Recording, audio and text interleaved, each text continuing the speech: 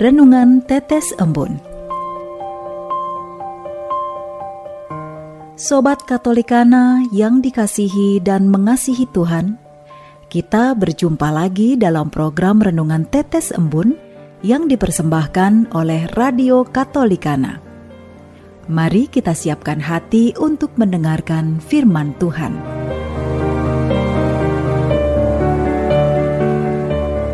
Renungan Tetes Embun edisi hari Sabtu 21 Mei 2022.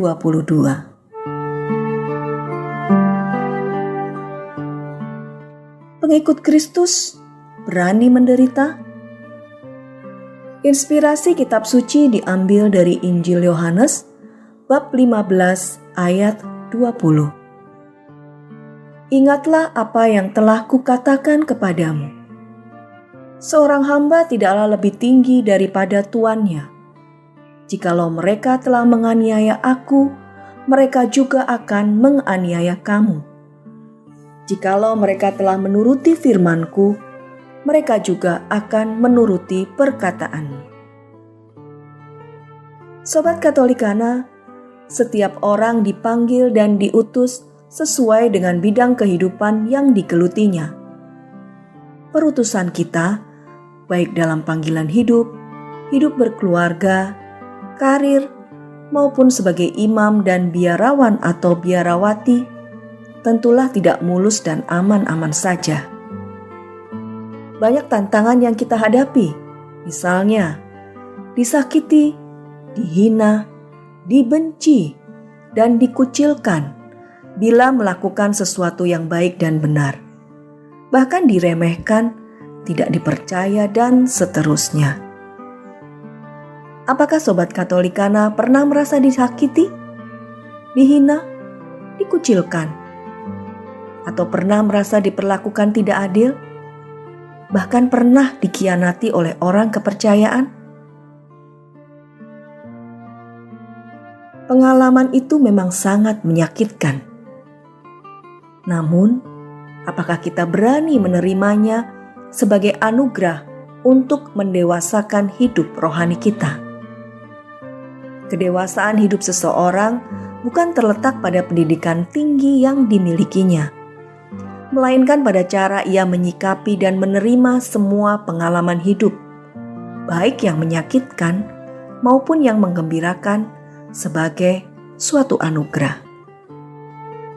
Penderitaan yang kita alami akan tetap menjadi penderitaan jika kita menganggapnya sebagai suatu kesialan, bahkan hukuman, atau sesuatu yang perlu melakukan pembalasan.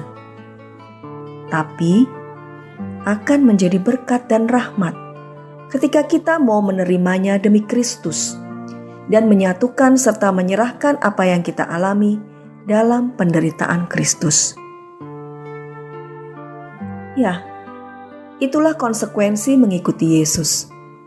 Kalau Yesus, Guru dan Tuhan kita, mengalami kebencian dan dianiaya, maka kita pengikutnya harus berani juga mengalami hal serupa. Jika kita menderita, sudah selayaknya kita alami sebagai pengikut Kristus. Sebab pilihan mengikuti Yesus menuntut perlawanan atas arus dunia secara radikal. Itulah sebabnya Yesus mengatakan, seorang hamba tidaklah lebih tinggi daripada tuannya. Lihatlah sejak awal gereja perdana hingga saat ini, berapa orang yang mati demi membela imannya akan Kristus. Santo Stefanus dibunuh karena iman akan Kristus. Umat Katolik Jepang pernah mengalami penindasan karena mereka tidak dibolehkan menganut iman Kristiani. Nyawa pun menjadi harga yang harus dibayar demi tetap mengimani Kristus.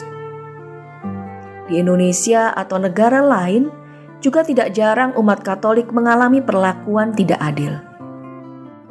Semoga kita tidak takut jika kita dibenci, dihina, disakiti karena kita berani melakukannya demi Kristus. Marilah berdoa. Tuhan, tanpamu aku tidak berani menatap kerasnya hidup dalam dunia. Berilah aku kekuatan dan keberanian untuk ikut terlibat dalam menghadirkan kerajaan-Mu. Amin.